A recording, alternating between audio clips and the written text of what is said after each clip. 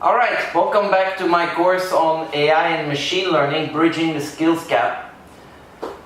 Today you will see lesson 2, and in lesson 2 we're going to talk about gradient descent. Gradient descent is the most widely used technique in machine learning. We'll take a look at variants from gradient descent, like stochastic gradient descent or mini-batch gradient descent. And then the second part of this lecture we're going to dedicate to optimizers. What are optimizers? Well, optimizers are methods to make gradient descent better. Yeah? Just want to quickly go back to lesson 1 and what we've learned there. Yeah? Remember, we tried to predict the house of my friend.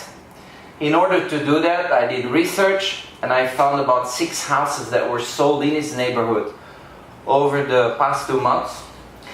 And I made a graph, price versus size.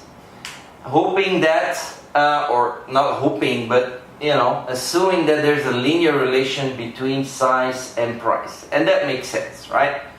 The higher the size, the higher the price.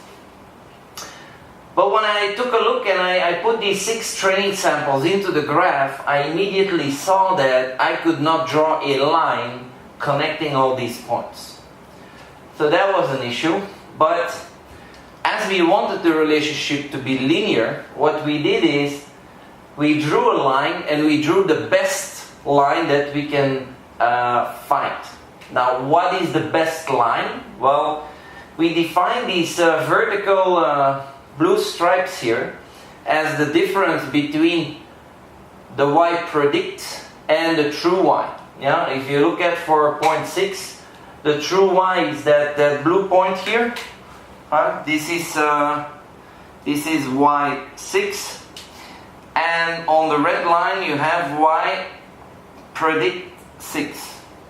Yeah. So if I subtract them, I get this. I do it for all the training samples. I square and I divide by the number of training samples. So that we call a cost function. And of course the cost function is parameterized by W and B, just like any other linear relationship. And we said that in order for us to make the best guess, this cost function should be minimized. So we think about minimizing the cost function. And minimizing means in mathematics that you take the derivative